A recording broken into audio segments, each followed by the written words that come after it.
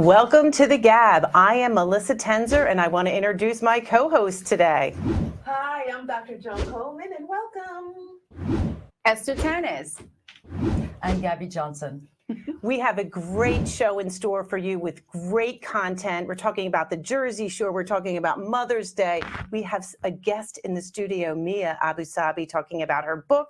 And then we are going to talk about volunteerism. But first, we have some housekeeping items. We have Margaret Josephs, who's coming to us on May 12th. So it's our first live studio audience, and we're so excited to have her talk about her entrepreneurship. She wrote the book and how she was an immigrant who, again, is on the Real Housewives of New Jersey. There's a lot of inner fighting there, but she's an entrepreneur, a great business person, and we're going to hear from her directly. That's awesome. Yeah, and it's a really private conversation because it's very intimate.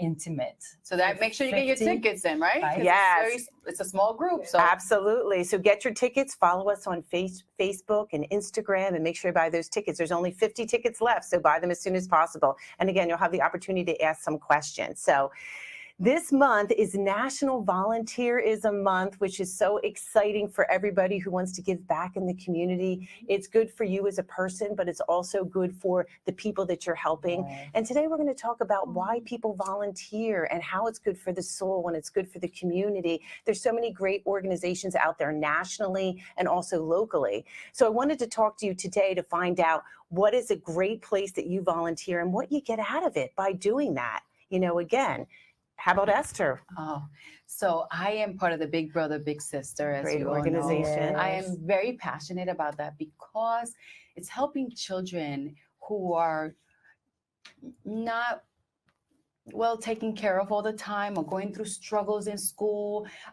Maybe there are children that they've lost a parent, or maybe the parent might have been incarcerated and now they're with a grandma, or there's a language barrier, they're being bullied in school. So the Big Brother, Big Sister provides someone to encourage and support and be that column there and helping the grandparent or that single parent, you know, help. And I just love it. I think for me, it's very satisfactory. I am a single mom myself. I have a great support system, but for those families that don't, there's the Big Brother, Big Sister. Give them a call. They're right here in Hamilton, New Jersey. Phenomenal organization. Make sure you reach out to them. You seem so passionate. Yeah, I think that's great. And what a great organization. And we all need mentors, and that's just so important. In many organizations, there's always that mentor element to a lot of the nonprofits and a lot of the volunteering, which is great. Joan, how about you? What's an organization that you're passionate about? Well, I'm a solo entrepreneur, and so I started a foundation called the Let Me Be Me Foundation. And what we do is we go out and we try to volunteer our time and help others. And the one I chose was the Big Brother. I'm taking yours. Women's space. Women's space. You know what happened? I went to the supermarket and I was just down the aisles, and I went to the feminine product aisles, and I saw how much tampons cost and pads, and I'm like, how can these women afford this? So I decided I'm going to volunteer my time and my space, and I'm going to collect some donations for these women. And so I collected so much stuff. I like 10 boxes of stuff. It worked out to be even body wash, feminine hygiene products, shampoo, pads, tampons. We had the works, and we donated to them, and they were so appreciative. That's really great. That's just one of the things that foundation does. The Let Me Be That's great. Foundation does. So I love. So a nonprofit serving another nonprofit. Yeah, that's great. And Women's Space is a great organization. There's so many battered women in the area and beyond, so they do great work. And how about you, Gabby? Well, first of all, I want to come back to Big Brothers and Big Sisters because, as you know, I'm a videographer, and I had the chance to videograph their Big Brothers and Big Sister and do testimonial video. And it's nothing more heart-taken when you have one of those kids telling you, oh my God, my big Yeah. has been such a role model for me. It's beautiful. It And is a that it beautiful has thing. saved my life. Is nothing more spectacular in feelings, in emotion, in heart. So kudos to the Big Brothers, Big Sister. But leading on this, I'm supporting the Attitude in Reverse, as you know, Oh, yes. and their festival is coming in May 21st. So if you like dogs, if you have a dog, but even if you don't have a dog, you can do the walk. Is at the West Windsor Park of the school. And what they do, they start early in the morning at 9 and they walk around the park and they have music and so on and so on. But why Attitude in Reverse? Because basically it is suicide prevention, mainly for the youth. And I think that in our days today, with everything that is happening, many kids are displaced into their emotion and how to really navigate out of this pandemic, and lots of bullying out there and things like that. So Attitude in Reverse with Kurt and Trisha Curtis Baker. They are awesome. They take the dogs, they bring them into school, they use them as dog therapy for the kids. Because what happened is that when you are so very much depressed, you close up and you stop talking. So they come with the dog and, you know, they start petting the dogs, and that is the conduit for the kids to be able to start communicating with an adult. But any organization is a good organization. They're so. all great. And I want to tell you a little bit about how I started volunteering. I owned a staffing agency for 19 years, and I found myself with expertise and extra time. And how do people start volunteering? I thought, I have this business figured out. It was an HR business, and I thought, let me get involved with Eden Autism Services. And I started out saying I wanted to do HR work and fundraising. They said, you have to do this race for us. You have to be one of the founding members of Eden 5K race. And I'm like, I don't sweat. I'm not logistical. This is not for me. And they said, you have the volunteers. You can gather people with your energy. So I started 19 years ago doing the Eden 5K race, and I'm still on the committee today, teaching my daughter how to give back. But for me, as you know, I'm at the helm of Dress for Success, but I have other organizations, Women's Space. I do the Luminary of Lights every year. Trenton Area Soup Kitchen, I do advisory work for them, as well as Homefront. So Dress for Success gets referral partners from over 200 nonprofits, Big Brothers, Big Sisters too. So we get to really help everybody in addition to the women that come to us, which is really, really great. But you made a really good point about the youth and making sure the youth is taken care of, but also volunteering in youth is so important. Teaching a kid at a very, very young age that you have this nice life, you have a little bit of time, but you can give back to others. Whether you have a lot of money or a little money or a lot of time or a little bit of time, there is something that is out there for everybody. So my daughter would see people that were hungry, and we did for the United Way Strike Out Hunger a couple years, which was great. And some other organizations as well. We did Trunk or Treat at Homefront, which was really great. She did that every year with us. So getting my daughter involved was just an important part of, you know, the youth and teaching them in addition to helping them. So important. But even for us as adults, don't you feel good when you do something for somebody else? You know, even if it's just a friend, even if it's just your neighbor that needs something. Beautiful. But when you do it for a nonprofit, how do you feel? How do you feel? Right, exactly. What do you get out of it? What do you get? You get more than you give sometimes. Yeah, I volunteer with children also at my church. I do That's what great. you call sidewalk Sunday school, and we just that's we great. take them outside. It's all free. I'm there giving my time, whatever. We do arts and crafts. Love it. Do a lot of great things with them, and they are so happy, you know, to be a part of that and to learn more about what's going on in their world. So that helps also. Yes, and the youth, So, just yeah. inspiring them to be the next generation of leaders and also to have empathy for others, which is hard to teach in the classroom. Very hard to teach in the classroom.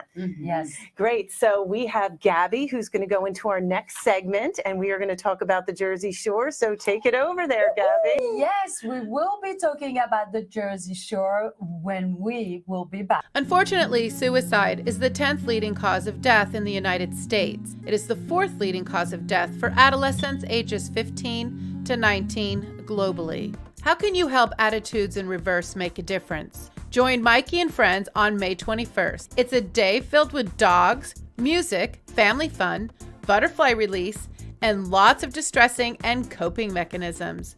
Visit their website at air.org. Welcome back to the GAB. And if you have missed an episode from our back episode, go to our website, cnjn.org, and you can go watch any of the other shows that we have done previously. But right now, we are talking about the shore. The spring is here. Can't wait. I And love summer. Yes. I love summer. Gonna put that suntan lotion. Get that tan. Well, I don't know about that, but So we have two people who say tanning, but we want a tan. We want a tan. so skin cancer is still the number one killer in question of cancer. So put your SPF. If you Yes, we do. will. I wear 30. Yeah, that's true. So I'm going to start with you, Dr. Joan. You have a doctorate in educational leadership, and you are a confidential coach. So, yeah, when you finish your day with your client, where do you like to go at the shore? Oh, I like to go and relax at Point Pleasant Beach. There they have the playa bowls. That's the main thing. Go for the food, okay?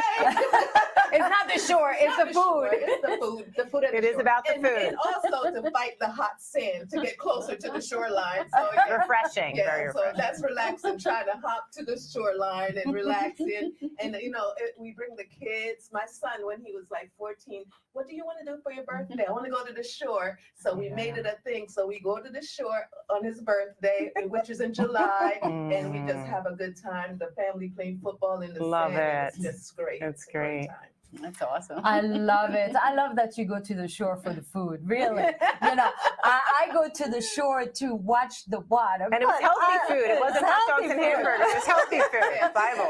Melissa, what are you doing after a long day at Dress of Success, running all over? You're dealing with so many emotion and people around you. So how do you disconnect when you go to the shore? So my favorite beach is Long Beach Island. I went there as a kid, so I have memories with my sisters and my family and the waves, and it's wonderful. We always got a house as children, and then I bought a house at LBI. Wow. But right before Sandy, I sold it, which was great. And then it crashed down, so it was Oh my perfect timing. God. But Oh my so goodness. so it really was a good choice. I had it for about 6 years, and it was too much, Right. so to have two homes. My daughter didn't really enjoy going every weekend. She was a kid. Oh. So I love going to Fantasy Island at Long Beach Island. It's a little amusement park there, and they have ice cream and food, really, really good, like funnel cake and hot dogs, and they have just something for everybody there. And then they have Bay Village where all the shops are and the restaurants. I love it. But the waves are my favorite part. I like going with the kids and jumping in the waves and going under the water. And yes, I do get my hair wet. I know you don't believe that, but I do.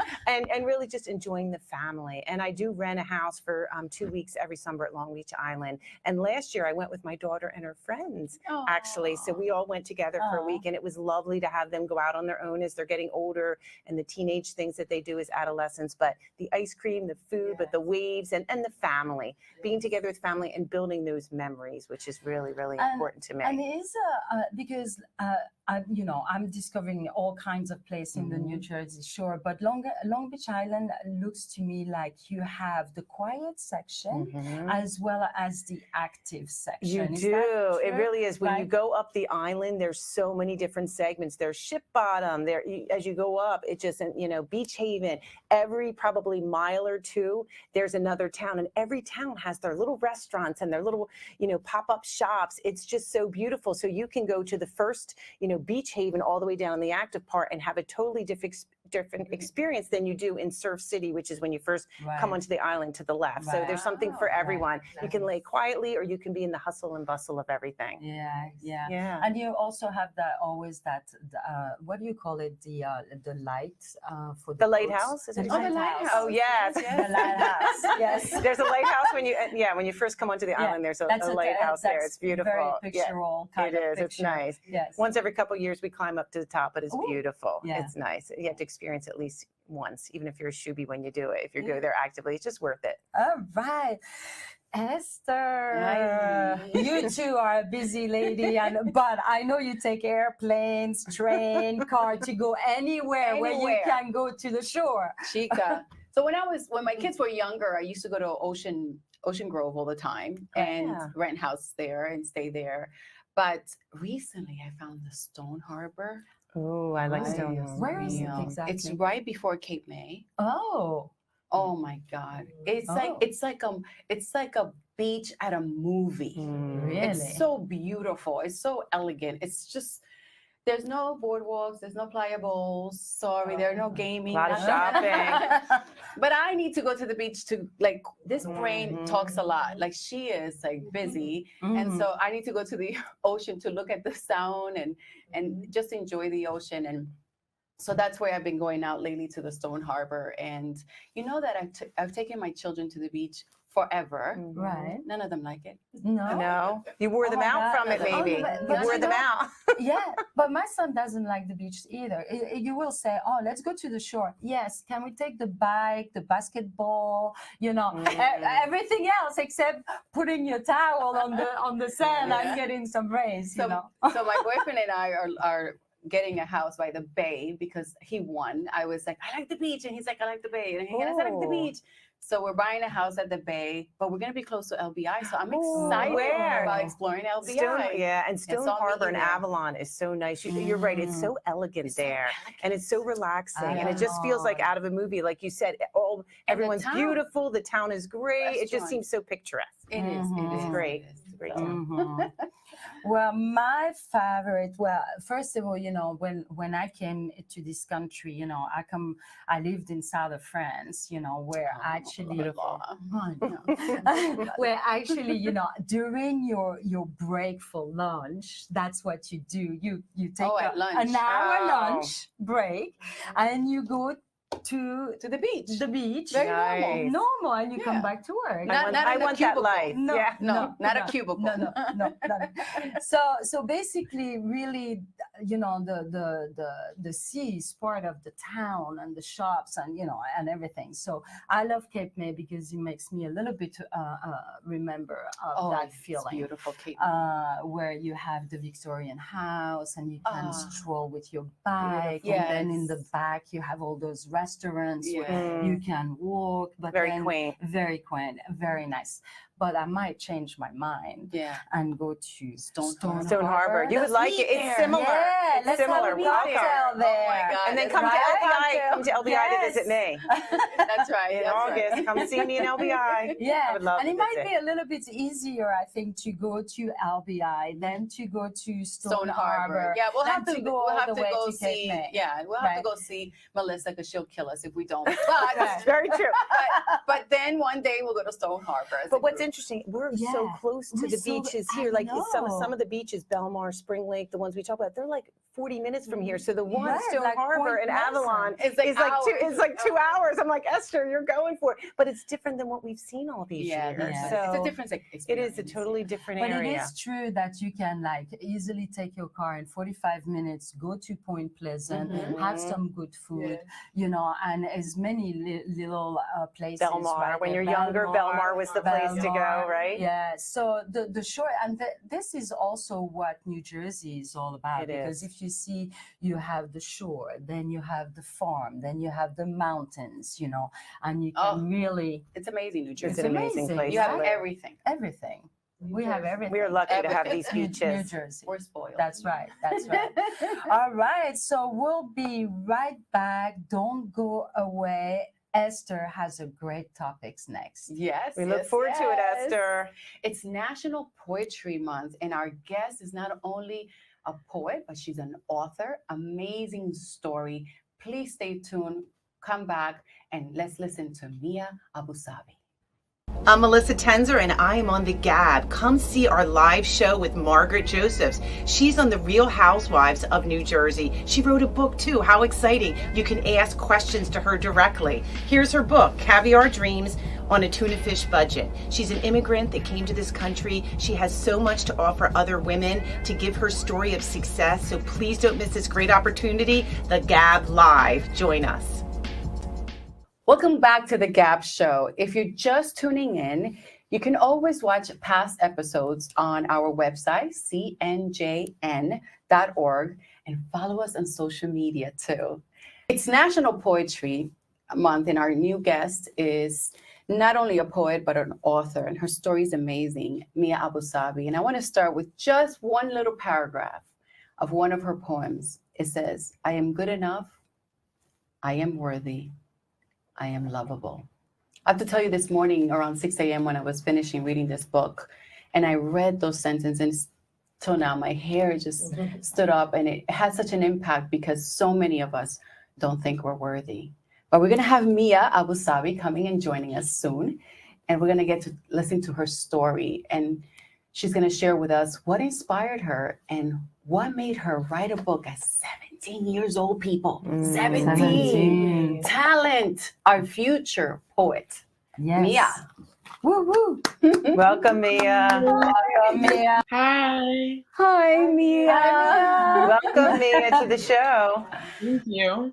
I got to read your entire book Sunday, and this morning I finished it. It was so an impactful book. Well, thank I'm you. so impressed. I met you many years ago with your dad one day in our neighborhood where we lived close by. And I'm so proud to be able to interview you today. Thank you so It's much. such an amazing accomplishment. And we just want to know a little bit about you, Mia. Share with us. I'm a senior at Notre Dame High School, and starting in August, I'll be going to the University of Delaware to study psychology. Congratulations. And yeah, this is my book, Wonderland, that I just published with Barnes & Noble. So I'm very excited. So Mia, can you tell us what was the inspiration for this book? There's a lot of touching moments. There was one in particular, we'll talk about it later, but just a lot of your poems hit home when I was reading it. I think that when I was young and I was going through these rough patches, my mom would always tell me, dream of Wonderland when I would go to sleep. So I would always have something happy on my mind. And I would always tell her, oh, you know, with chocolate milk rivers and cotton candy clouds and my dream world. And this book was me turning my reality and the tough things that I've gone through into my dream and just making life what I wanted it to be. Isn't that the truth, that we all have the power to do that? We just don't know that when we're young, but we do.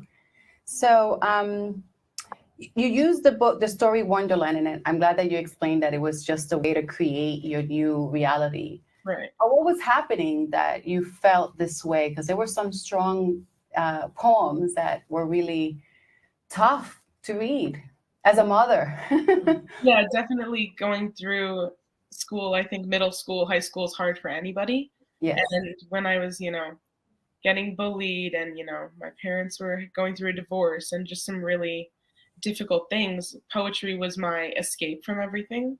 And writing it all down just made me feel like better and just releasing it. And with this book, it's helping me relate to people and making me feel like I'm not alone. So during all those rough times, this really made me feel connected to the world. Such a healthy way to release, right? Yes. So Mia, if you had like one poem that you would like to read to us, which one is the one that you will pick to share? It's called Justice. Justice. Just us. Just you and I balancing on a beam, told that we'll have a warning when we fall. Fall back into a black hole where the doors stay shut, but there is absolutely no love or empathy. Empathy for the inequality that reflects off my skin. No one cares to give me the time of day to look within. You and I were both born the same, from the womb of our birth giver that keeps our hearts tame. But what I didn't know is the perception I would soon see in my reflection. The cocked head as I walked past, there is no need to judge me so fast. We have the same rights. They say we get to walk the same path. From afar they are identical. But as my bare feet come close, I see your souls covered with leather and mine left raw, ready to burn. But I'm so used to it, because it never really was justice, was it? It was just us. Just you and I falling through this world of lies from our different eyes disguised as a balance beam. Wow. Beautiful, Mia. You are so talented, Mia, and your soul is touching a lot of people right now. As a student and writing a book, what is the inspiration behind that brings you up to today? I think what really inspires me is just that idea that I might touch another person, the idea that I might have somebody who this could help and relate to, and have somebody feel that they're not alone. Because I think having this book when I was going through some rough times would have helped me immensely. Oh, that's So, awesome. yeah, Mia, I knew you back at LBI when we built castles on the beach together, which is very fitting for today. And that's the last time I saw you, way back then. I'm very proud of you as well. All of the pieces that you've been writing over the years in poetry, how did you choose which ones would make your beautiful Barnes & Noble book? I think I chose the things that made me feel the most vulnerable and the most afraid, because the things that I feared the most are the things that people might be too scared to say, and somebody could connect to on just that much of a deeper level. So yeah, the things that really made me the most scared to share is what I chose to put in. Wow. Do you think you'd be studying journalism in college? That's a big question you didn't expect. I definitely would love to do more writing and love to study that. I'm also super interested in psychology. So I love the brain. So I'm very interested. Oh, absolutely. They go hand in hand in many cases. So English and psychology. Yes, great. I have a twofold question. I wanted to know the poem Justice. Who are you really speaking to? And like when you wrote it, what was in your heart? What were you thinking about when you wrote that poem? I think that justice is such a tricky thing. And I was thinking about all of the people who just don't have a just world. Right. And we're all told that we're going to have the same opportunities and the same, way to go through life. And in reality, we really don't. Good point. Very good point. That's beautiful. That was beautiful. And I wanted to know, what's the difference between writing a book of poetry, and a story? What difference is that? I think that with this book especially, it's a story on its own, but this is like the reader is almost writing it. When you are opening up a page, it's your story. It's not something already planned out, but whenever you're reading a certain poem in the book, it's relating to your own life. And that's why there are no pictures in the book, is because I want it to be whoever's reading it is what they're going to picture. Oh, beautiful. Thank you. Definitely. I mean, there was one story about the 20 homes and the 2 homes. And I'm divorced, so I've been through some of that, and I thought of my children, how difficult it must have been every time we moved and relocated. And then every time they had to go to dad's and then come back home. For a while, my younger one would say, Mom's home, Dad's home. And he would never say our home. And I used to get so upset. So when I read that, it hit home, because I was like, oh my God, it's so hard for our kids when we're going through that separation. We made the best of it, but it's still tough. Yeah. So I have one more thing. Go ahead. Esther read a poem before we came on, and it was beautiful. And my program that I run builds confidence in people, and it just reminded me of affirmation, you building yourself up. So at those times when you don't feel so confident, is writing your tool to build up your confidence? And what could you tell somebody that isn't feeling confident too much right now? Absolutely. I think that writing is my way of telling myself, I'm worthy, I'm lovable, I'm good enough. And, I think that in today's world, there's just not as much love as I would hope there is. So as someone who's just not feeling lovable, the one person I think we're stuck with for the rest of our lives is ourselves. And if Very, very good point. we can't learn to love ourselves, then it's going to be really tough. So You'd be a great inspiration to volunteer at Kidsbridge. It's an organization where, I don't know if you've ever heard of it, but it inspires other people, and it's about bullying, and you've been through that. So I think you would inspire so many people by volunteering there. If that's something you ever thought of, look them up. They could really use someone as beautiful as you. Thank you so much. That sounds amazing. But Mia, are you going to have a book signing? Where can we buy your book? You guys can buy it online on barnesandnoble.com, and I'm definitely trying to plan some book signings and some live readings. So yeah. We would love to support you and be there. Let us know anything we can do. Absolutely. Thank you so much. Is there anything else that you're working on? I'm working on a second book right now. So getting very excited for that. But really right now, I'm just loving spreading the word for this book and seeing the effect that it has on my community. Fantastic. Mia Abousabe, we are so proud of you. Yeah. Please know that there are women all over cheering for you. And as you share your story, you are changing girls' lives and some young men too who might be going through this difficult time. So you're relatable, you're smart, you're so beautiful. Look at your smile. It's just gorgeous, gorgeous, gorgeous. And I'm proud to have known you and also your family. And I wish you the best. Thank We you. wish you the best. Good Great luck. to see you. Good luck, Good Mia. Yeah. Don't go away. We'll be right back with Dr. Joe. Yes, it's Mother's Day, and when we come back, we're gonna have some great tributes. Woohoo!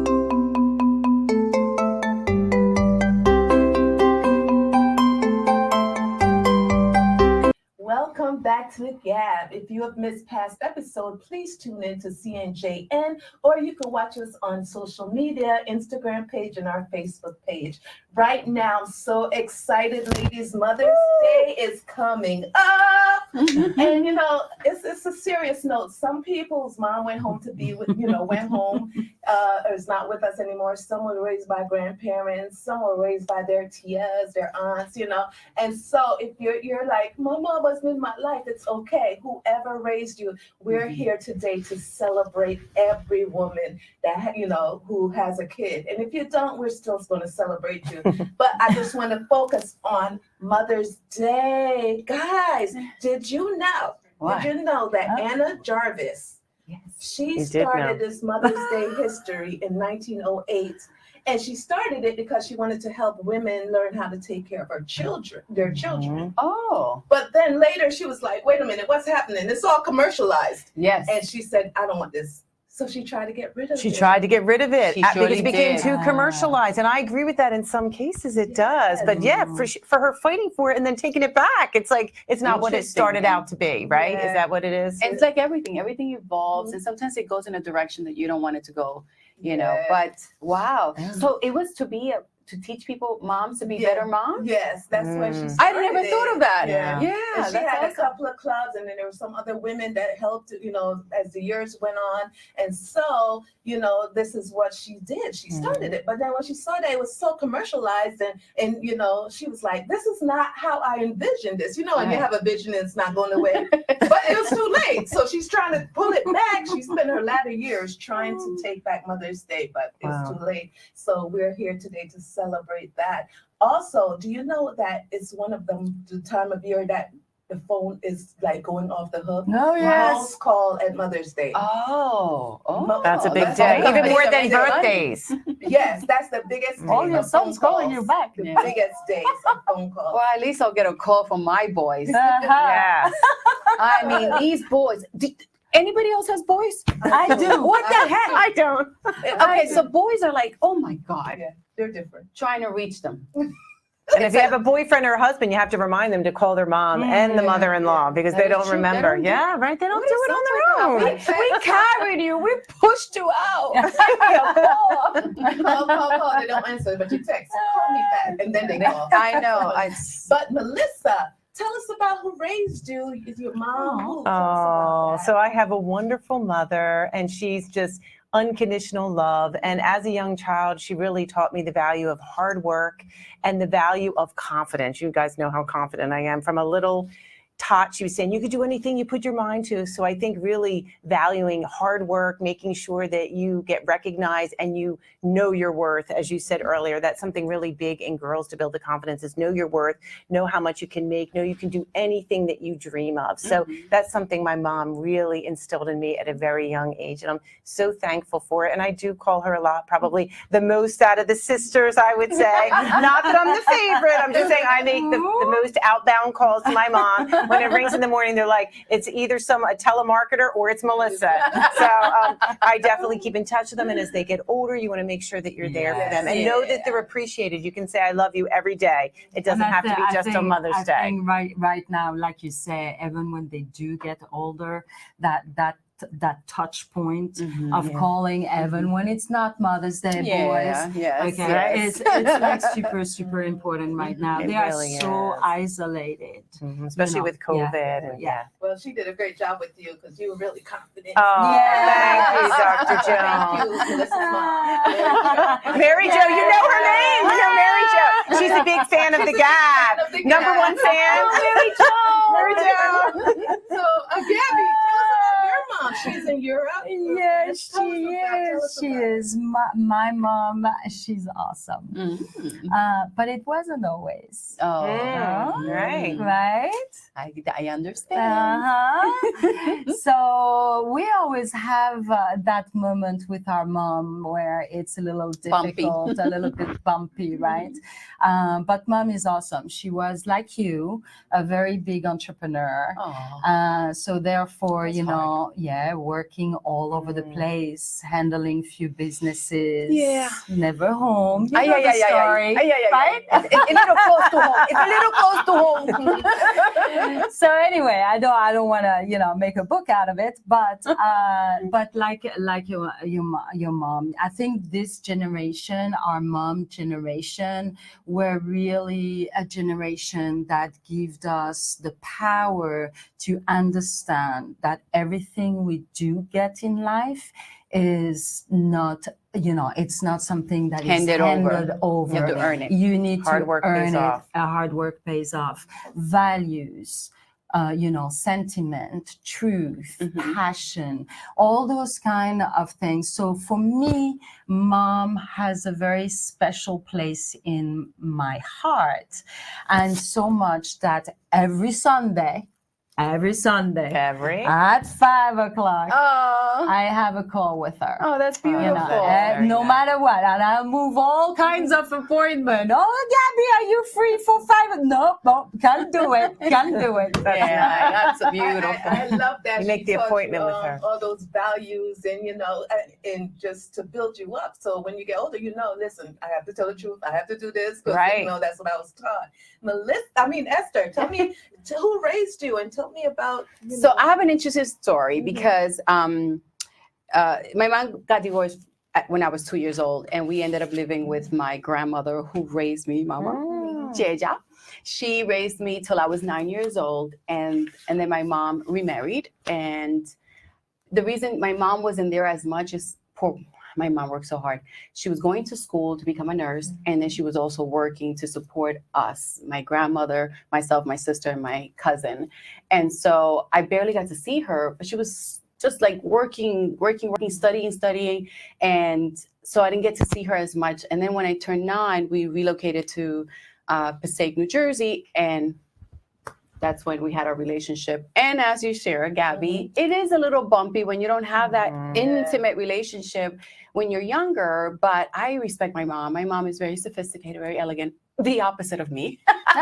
She's soft-spoken, and she's highly educated, and she's well-read, and she has all these elegance. And I learned a lot about being ladylike and all of that, although sometimes I forget. And I lose my temper, but she's a solid woman. She's a minister. She was a missionary for many years, and she's a minister, and she's just kind-hearted and very forgiving and caring with other human beings, which I'm still in training. Sorry, Mom, I'm 53 and I still don't have it right. But so that's what I enjoy about my mom. I respect her, I admire her. I always liked when I would show pictures of her because she always stood very straight. She would say, stand up straight, Esther, stand up straight. And my mom sits up straight, and she's very elegant, and I just love that about her. I love those two words, solid and classy. Yes. Listen, She was a tough mama, she was a though. tough mom, right? I was just gonna say that. That's my mom.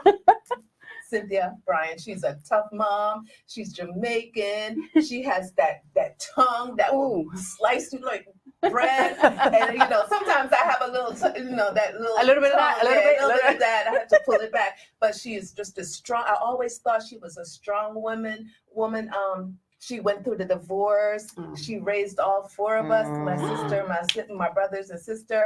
And she's just, when I see her, I just see strength. Like she's a strong woman. She did that all by herself, you know, and we all turned out pretty well, you know. And so, and very educated. Yeah, my other sister's a doctor. My older sister, she's a nurse, and my brother's a detective. So she did something right. I think so. Great work, Mom. Great work, Mom. Gabby, every Sunday we're at her house. She cooks dinner. She's 81. She still cooks us dinner to this day. So every Sunday, the entire family go. We get on her bed. I'm like, why stop on my spot? You know, and just love on her. You know, and of course I call her every night. I'm like, for 2 minutes. My husband like, you don't even talk to her long. I'm like, how you doing? How's your day? Good day, great. You know, so. Oh, my bad daughter. I'm like a guy. Call more often. They love those calls. I'm like a guy. I call every day too. I call every day. It's great. They love it. Portion of the brain. I have only one. One problem I have is I don't call enough. I call every night. You're older now. Sorry, Mom. Put it on your phone. Remind the alarm. Do the alarm on So that. let's move on a little bit. Now that we've talked about our mom, how are you as a mom? How's that going on? So I think things have changed a lot. Kids are so independent. So I think I'm parenting different than my mother did in that I give her boundaries, but I give her a lot of space to be really independent. And we have a close relationship, but we're not best friends. People say, oh, I'm best friends with my daughter. She comes to me, she tells me a lot. She's got her best friends, but she comes to me to mentor her, to get good advice. And she's really transparent about a lot going on in her life. But I wanted to read just one little sentence that she wrote to me. She writes a lot of nice poetry and cards, and she wants to be in journalism and English. But she wrote this, and I'm not going to read the whole card. A picture of my dog here, Cham, if you can see. But anyway, she wrote this really nice. It says, I love you for the way you stop and listen, and for the kind support over the years, for teaching me the meaning of compassion and sharing in my triumphs and my tears. And it goes on and on. It's almost like a poem. And she really is a deep thinker, but she's very independent. So I say, what would you do in those circumstances? And she tells me, and then I try to navigate it in a positive direction rather than me telling her everything like I'm barking at her. And, I can be kind of aggressive, and I can be the one that's in charge. And I kind of take a back seat with that and let her have her own opinion and become the person that she wants to become. So she definitely appreciates all of that. Melissa. I know. I get a lot of nice. I'm going to frame this one. It's I'm so blessed to be able to have that kind of kindness coming back. Gabby, tell us about it. Well, I'm going to coattail on Melissa because actually Sean at Mother's Day, since he was like that, Tiny little one.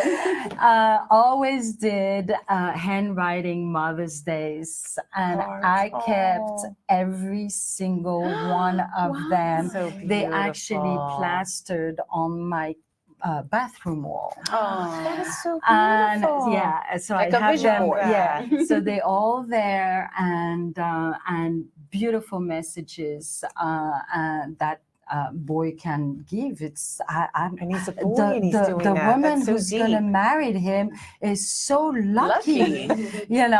But I agree with Melissa. I think that I went to the opposite of my education, who was extremely strict, extremely hard, and also because I'm married and it's co-parenting, so it's a little bit different than both of you. Our relationship is really a core of family, and everybody has a dialogue and a moment to be able to make decision. So we don't force a decision. We talk about it. We have a conversation about it, and then it's up to you to make the choice. So I think that's the gift we have given our son, is to have the freedom to make his decision. And I think we're doing a pretty good job because he's at college, but he's still all the time at home. Great. He comes back to visit. You did do something right if he's coming home on the weekends. Tell us your story. Ay, nena. I'm Latina. None of that freedom stuff. None of that freedom stuff. No, I'm kidding. I was a tough mom. I was very strict, and education was very important in our family, pushing the education, the core core values. You know, character was, you know, that to me was the biggest lesson. I had 3 boys that I wanted for them to become men who would be great husbands and good citizens of our country and contribute. So in the beginning, I was that kind of mom. I was very strict, and I was, you know, it's all about character and all of that. As they got older, I did open up with the freedom and making them, you know, make the decision, and you deal with it. You deal with the decision. The consequences. But my 3rd son, that's a different story. Tell us. You could not Yeah, reel that one 3. in if you wanted to.